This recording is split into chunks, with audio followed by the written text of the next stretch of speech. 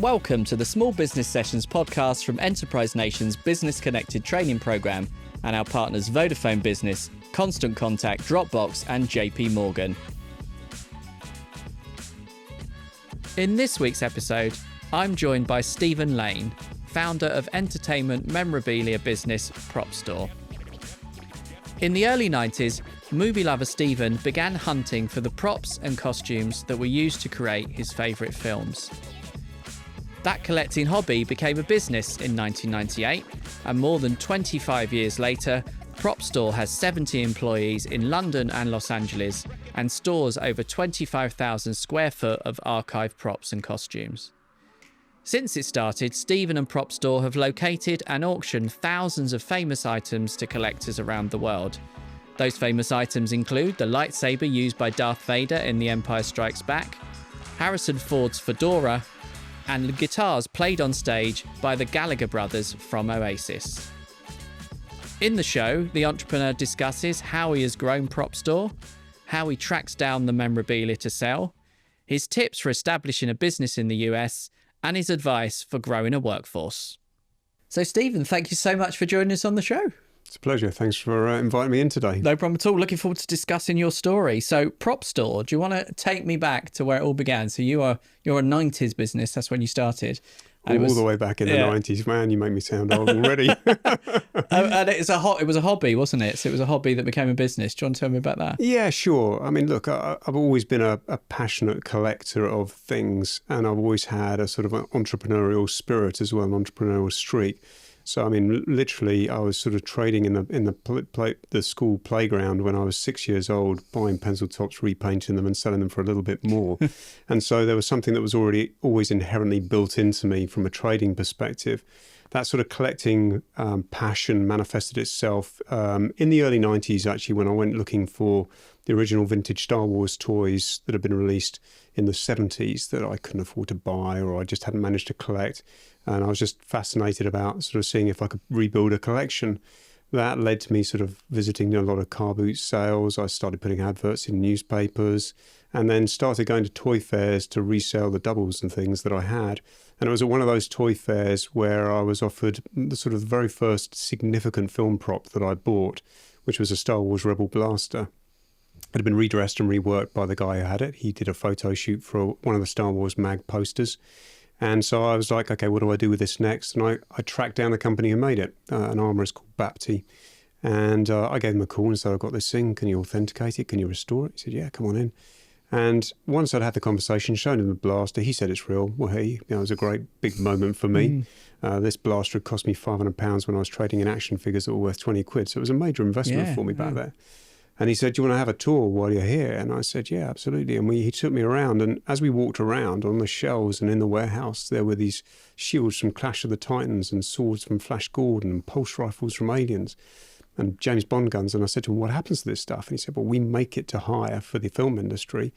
We rent it in, and then the film finishes. It comes back to us. It goes on our shelves, and then we repaint it, redecorate it, and then hopefully re-rent it to another production. And I said, well, what happens if you don't re-rent it? And he said, we throw it away. And I just couldn't understand. I couldn't comprehend at that particular moment in time why something that I would thought at least is culturally significant, as much as have a commercial opportunity to it, was just being thrown away.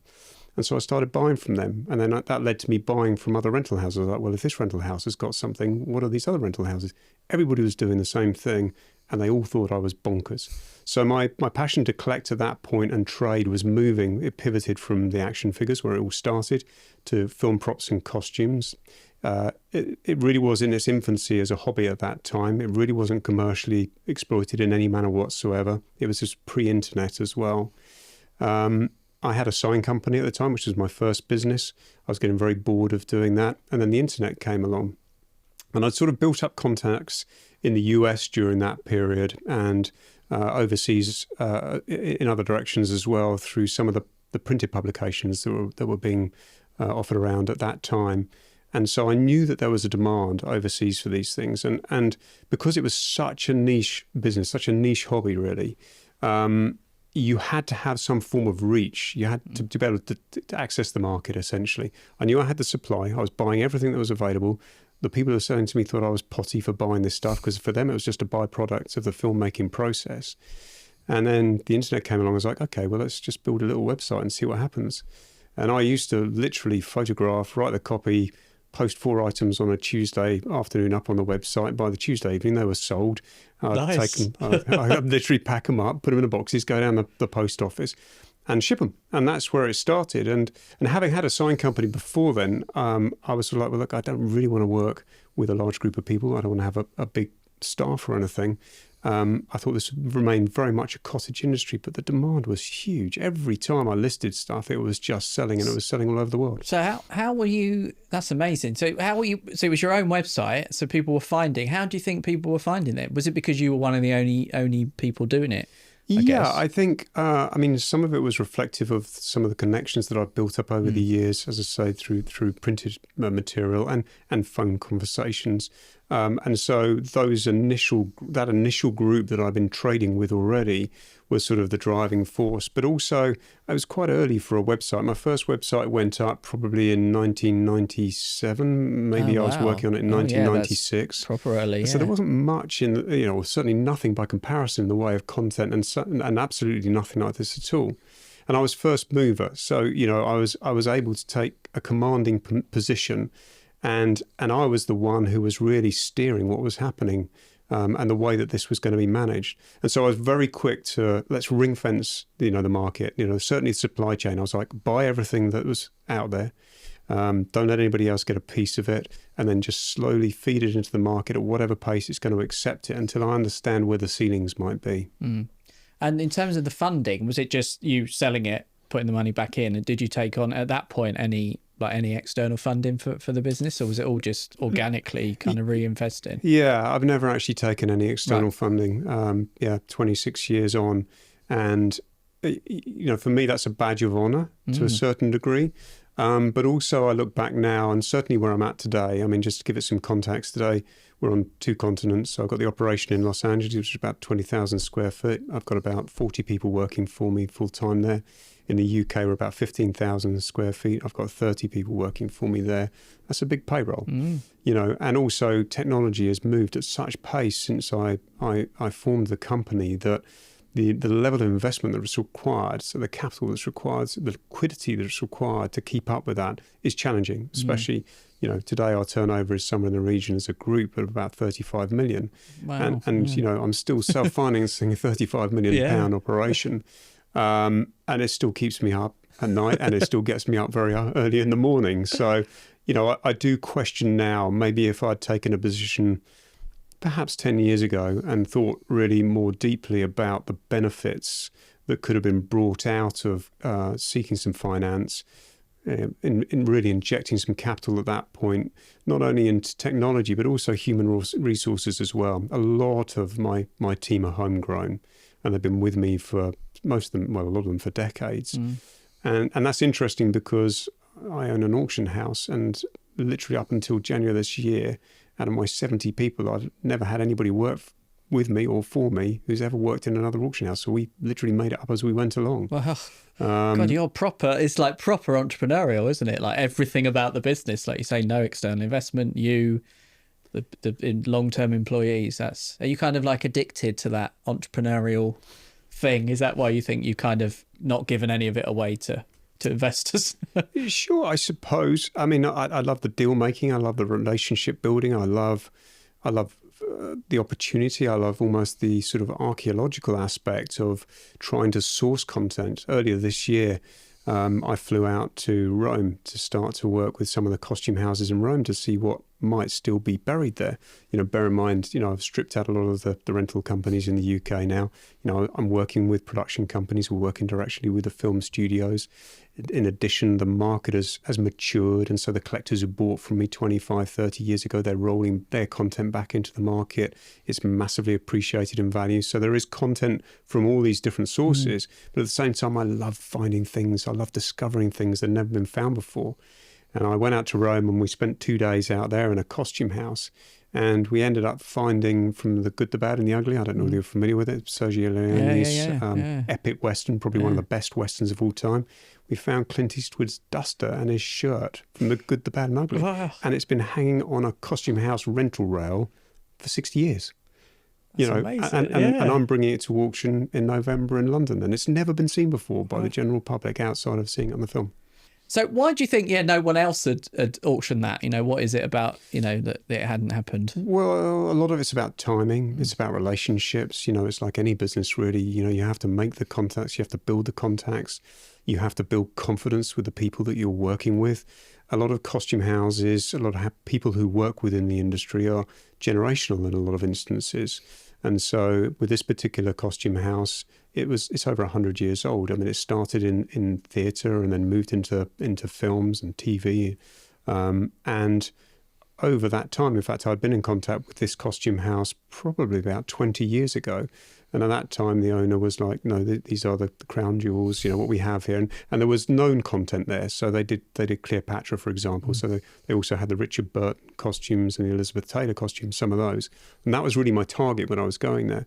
And he said, no, we don't sell, we like to exhibit them. But time moves on, people aren't perhaps looking for those sort of items on exhibition anymore. He sadly passed away. The son came in. He wants to invest in the business. And this is a great way to find capital out of, they were probably renting that jacket for £10 a week or something like that. Oh. It's coming to auction at £60,000 to £120,000. Yeah. I mean, it's just like, and so it's opening the eyes for a lot of people. And also it's a lot of legwork. For that one find, I might have made 200 phone calls or sent 200 emails. Yeah. What about setting up an auction house is, it's a very particular type of business. That's not your standard business, is it? So do you want to sort of briefly talk about the process of setting that up and what are some of the challenges you've had to overcome to creating an auction house? Sure. It's been a reasonably organic path, actually. I started the platform as a buy now opportunity. We still retain that now. I still find that that's a great way to fulfill first-time buyers, people who are coming into the entry-level market. There's an always-on activity there. We've always got content available. If somebody Googles us, they're going to find something available. The first auction I actually did was in 1999, and that was on Amazon.co.uk when they were still an auction platform, right. And also on eBay as well, eBay.co.uk. And at that particular time, both of those platforms were incredibly hungry for content. They saw us building, they found us online, and actually they proactively reached out to us. They hosted the auctions, and that gave me the first taste of auctions. We continued that process right the way through up until 2007 when I opened the operation in Los Angeles. The main reason for opening that operation was really I need boots on the ground there, even for films and productions that are shot in the UK and Central Europe. They're financed, the majority of the finance comes out of the US, which means the assets flow back to the US as well. So I was flying out to the US, introducing myself to the studios, buying containers of stuff, shipping it back to the UK, and then I was selling about 60 to 70% of that back to North America again. So, you just can't do that today with the cost of freight as well. Course, yeah. And so that was building the studio relationships. We were doing a lot more studio partnerships and again, building the sort of auctions and the auction platforms. And then in 2014, well, really about 2012, 2013, we really got to the point where we were fighting upstream. So the market was emerging, it was developing. We were seeing a lot of other competitors pop up, not really in the UK because the supply is so limited, but in the US. And when, let's say you're a seller and you say to me, well, look, I've got the Grail Cup from Indiana Jones and The Last Crusade. How much is it worth? If I've only got a buy now opportunity, I'm going to say to you, well, I'll buy it for me for $5,000 and I'm going to put it on my website for maybe 7.5 or something like that. I've got to factor in VAT. I've got to build all my overheads into it. But that you're left sitting there going, well, is $5,000 what it's worth? Now, if an auction house speaks to you at the same time, so let's say we're having dual conversations, they could say, well, look, we'll put an auction estimate of it of 7.5 to 15. You might get 10, you might get 15. And so not only was the opportunity for the seller a better proposition, but also the risk from a commercial perspective, the dynamic changes massively. So instead of me investing £5,000 into that piece, I'm taking it from you for nothing. I'm going to take a smaller slice of the pie, but it's all based on the performance. And so we realized at that point that we were losing too much content through to auction houses. And the only way to go was to establish what we classed our entertainment memorabilia live auction. First one took place in 2014, and we had it at View Cinema. We had it in their flagship in Westfield on the top floor. I wanted to create an environment that was more entertainment orientated than the staid old perception of an auction house. Bring some sort of entertainment and excitement to it. We did a preview exhibition there on the top floor, built glass cabinets in there for 3 weeks, which was a little bit long. And then we held the actual auction itself with a live auctioneer in one of the cinema screens. Nice. You know, we set it all up, brought all the technology in. And so that was the sort of path to it. But it was a massive lift. You know, in 2013, deciding we were going to do that and having no infrastructure whatsoever from the legals perspective, the T's and C's that you had to build up for it, the relationships, finding an auctioneer, finding locations. It was huge. Yeah, I imagine there's a lot of regulation and all sorts. A lot of compliance. And that's got even harder, you know, as with Brexit, you know, the having to work with VAT, temp imports, bringing content in from Europe now, massive amount of challenges there. Big thanks to Vodafone Business for sponsoring this podcast. VHub from Vodafone Business has supported over 1 million SMEs, providing expert advice on a range of topics that matter to small business owners everywhere. Access VHub for a free one-to-one consultation with an expert advisor and get support tailored to your business. Book your free consultation with a VHub advisor today. Find more details at vodafone.co.uk/VHub. On the US side of it, you know, you said you've got the US operation and starting a business or having an operation in the US for UK entrepreneurs. That's kind of an aim of a lot of UK entrepreneurs. So what would your advice be about establishing a business or a base in the States? Yeah, well, look, you know, I did that in 2007, so it's going back a long time. Yeah. Again, you know, I was self-financed. I was hand to mouth with capital. I didn't have a lot of money to invest in doing this. So really the first thing for me was finding the right person who was going to run the operation for me, who was going to build the operation. You know, I started by renting a facility that was only 1,000 square feet. It was literally just getting a physical presence there. And the guy that I got to run that was a collector who had been buying from me, had been trading with him for a number of years. He packed up all his goods and chattels, drove from Maryland right the way across the US to start that for me. But even, you know, just opening the doors of that facility was incredibly challenging, because being an overseas investor, an overseas owner of that company, because I wholly owned the Los Angeles operation as well, I couldn't get any credit. So you can't go and get a rental agreement for a property. And then I couldn't open a bank account until you got a social security number, and you can't get a social security number, etc., until you go through all these application processes. And so, you know, the way that I did it, I'm sure, is not the way a lot of businesses would approach it today. But it definitely starts, for me, and probably would still be the same today, is you've got to have confidence that when you get on that plane and you leave Los Angeles and you leave that operation in the hands of somebody else, you're trusting them with everything. You know, your brand, your clients, the content. You know, it's a major thing, and that's golden, really, for me. Yeah, absolutely. And I guess it's a similar question around, you know, you've got partners, you know, you built partnerships with the movie studios, you know, which has grown the business. So again, that's a thing that entrepreneurs want to think about. How do I build, you know, strong partnerships with massive organizations? So I guess, again, it comes back to the relationships, isn't it? And knowledge of the market. Yeah. Again, look, I think I took quite a fresh approach, and I was perceived as being very fresh into the market with the way that I was wanting to operate with this. You know, film props and costumes is a little bit unique to other businesses, or certainly my perception of that, in so much as it was sort of perceived as grey market material. Nobody really knew who owned it, or who owned the IP, or what you could do with it, or what you couldn't do with it. And I was like, you know, that's rubbish. This is just a byproduct. It is just sitting in rental houses. Studios are destroying this stuff because they don't know what to do with it. So I just got on a plane. I mean, I literally phoned up 20th Century Fox, Universal Studios, Warner Brothers. I just literally try to work out who the right people were in the different departments. Was it asset managers, feature asset managers? Was it the archivists? Was it the unit production managers who were working on the films, et cetera, et cetera? And that just took a lot of groundwork. You know, it was just knocking on a lot of doors.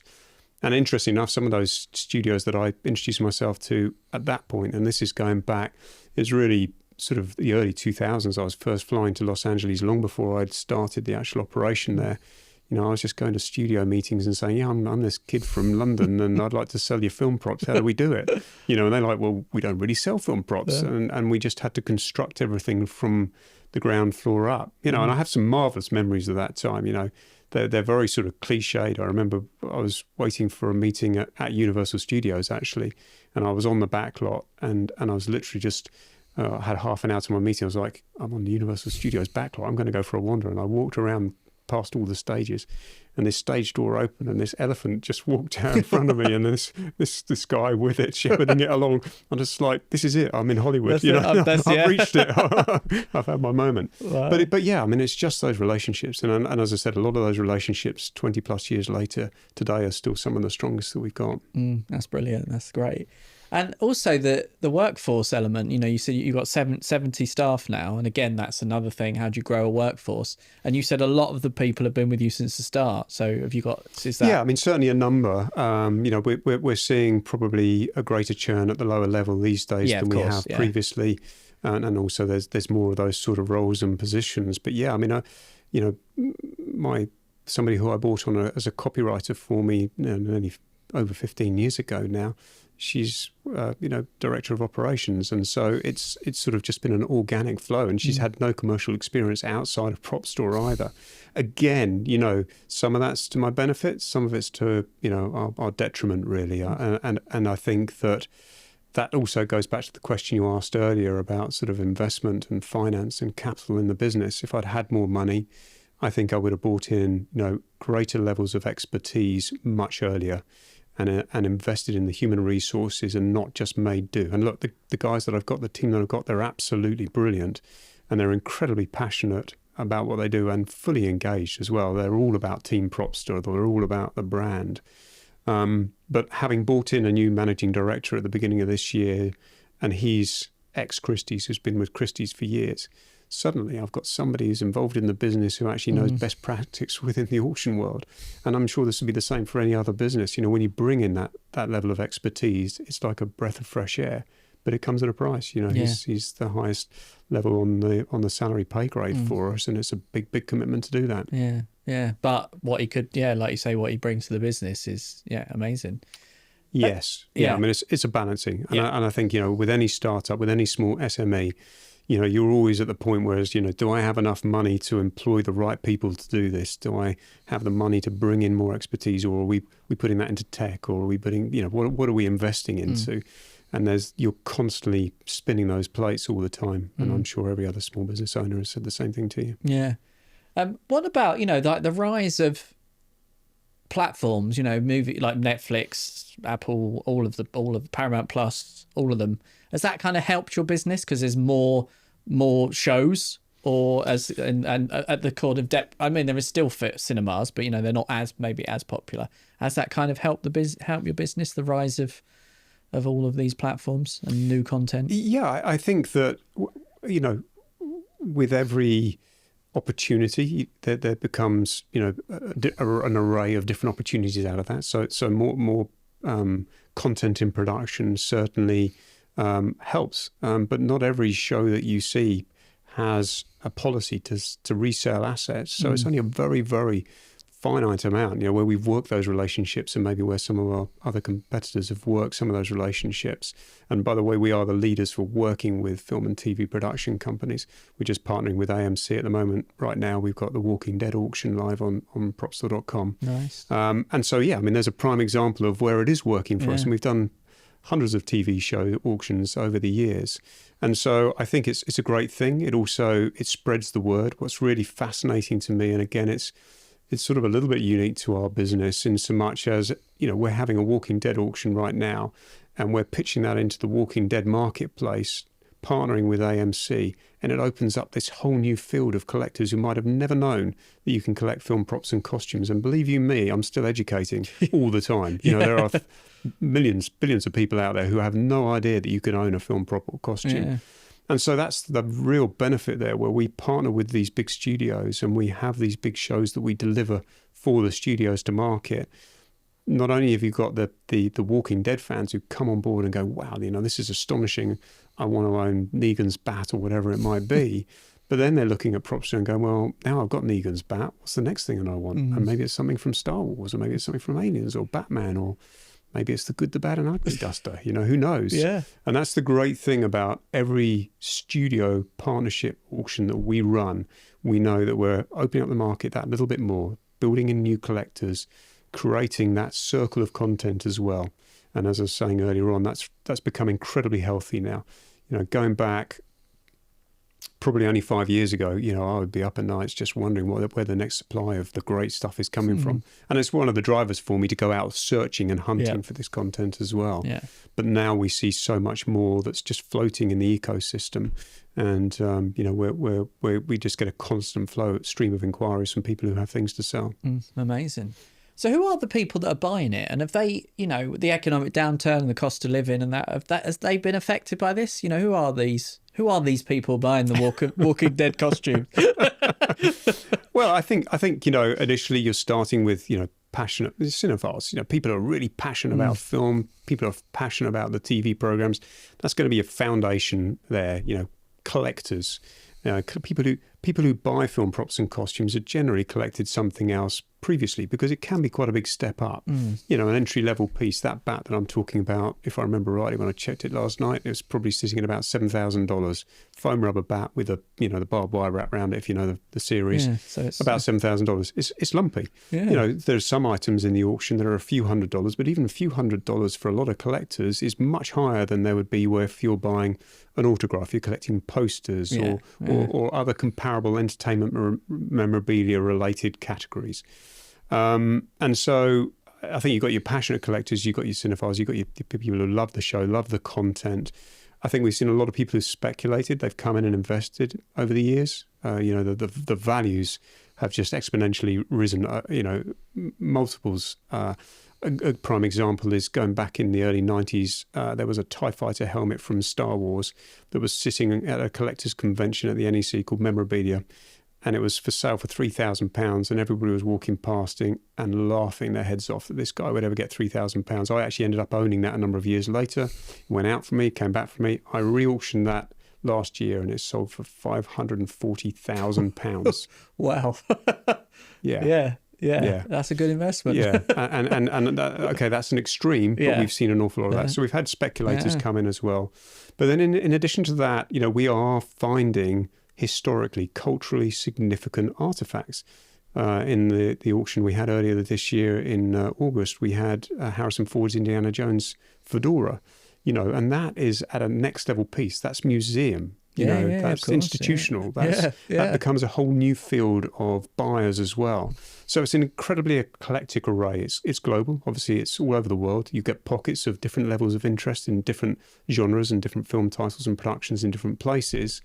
And then you're sort of spanning from just, a guy who wants to put something in his shelf in his bedroom to an executive in an office who wants Negan's bat on the wall, terrify his staff, right the way through to it could end up in the Academy Museum in Los Angeles on display. Yeah. And some of our stuff has and will continue to do so. Yeah, that's a good point, actually. I didn't think about, the museum element. You're right, it is iconic, cultural, significant stuff, isn't it? You asked one question there, I'll quickly go back to it, just about the economy, whether that's impacted. And look, touch wood, over the years, we've been through 2 or 3 bubbles and bursts and recessions. We've been reasonably level on that right the way through. And in fact, we've actually seen increased interest and activity when there's been a downturn in stocks and shares, for example, when there's no interest in the banks, coming from the banks, no interest rates. We're looking, people are coming in again, speculating, investing, interested in owning from a sort of an art perspective. So love having it on the wall, but look, if it's going to appreciate in value and do better than my stocks and shares or money in the bank, then great. And so we've been, thankfully, we've sort of managed to ride all of that without any sort of major impacts negatively. Yeah, you're right, because you have been around a long time, so you've been through quite a... You keep saying that, man. Sorry, I know I've got grey hair, dude. I'm probably a bit older than your average guy coming in here. But you've been through, you've been through some recessions. You're still here, that's a positive. Still going, man. Still working it. That's true.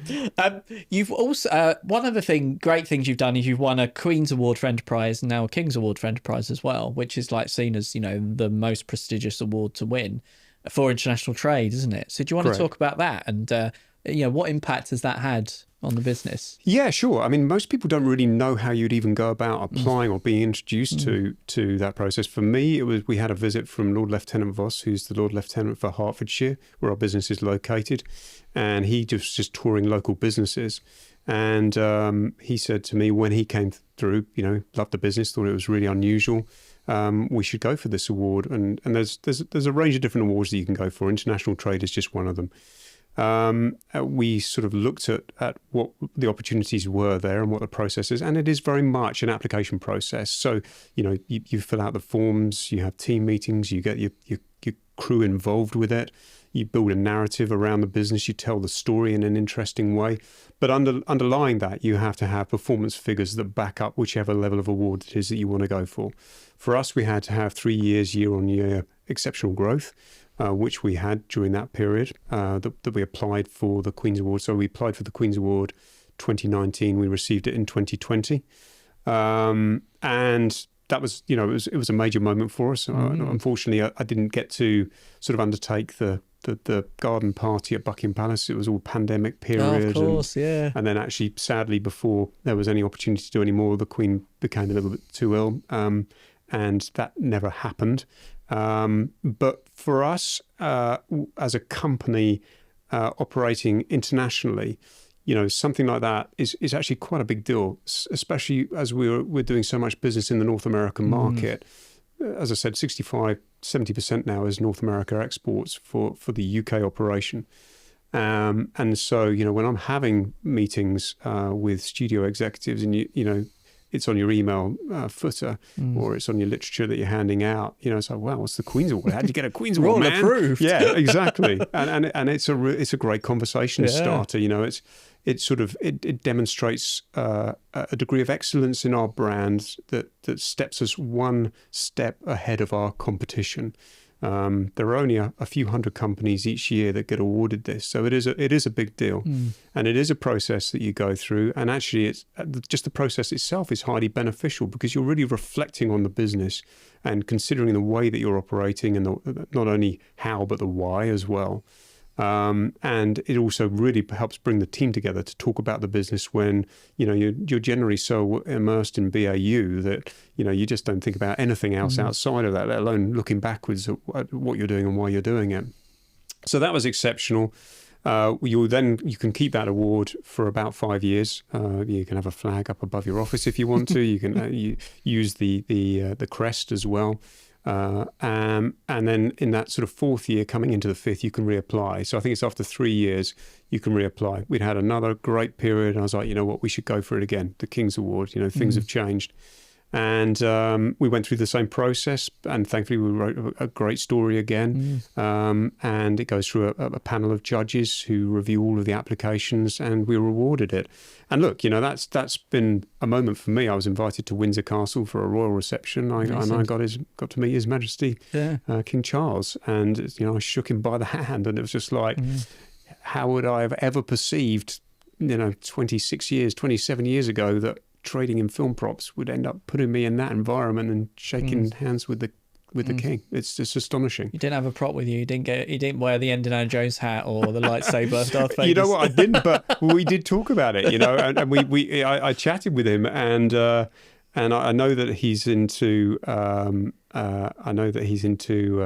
British comedy, and we started talking about Mr. Bean. He was like, "Yeah, I'm always saying to Rowan Atkinson, I want him to do more Mr. Bean films," and he loves Peter Sellers as well. So we were talking about some, because we've had a lot of Peter Sellers material, Pink Panther related. We've had Inspector Clouseau's hat and coat. That's how I started talking to him. Okay. And no, it was fun. It was great. So yes, we did talk about props, but no, I didn't wear one in. You didn't have Mr. I don't Bean's... run around in the back suit, by the way, at night. Well, funny, I should say that. I've got Mr. Bean's car parked outside. Yeah, that's brilliant.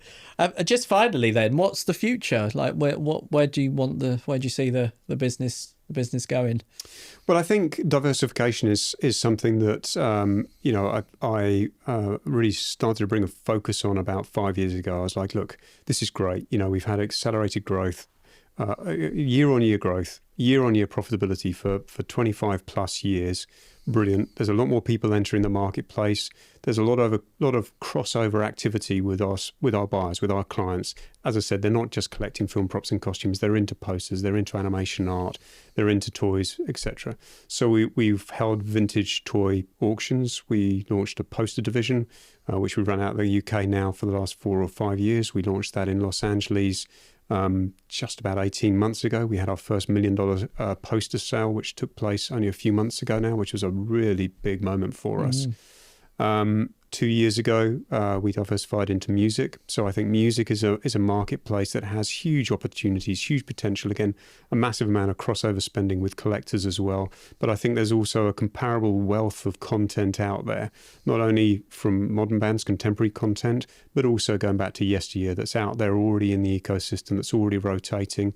And I don't really see anybody facilitating what we call multi-consigner content auctions in the way that Propstore does at our level. So we're not talking about single owner like the Freddie Mercury sale, brilliant sale.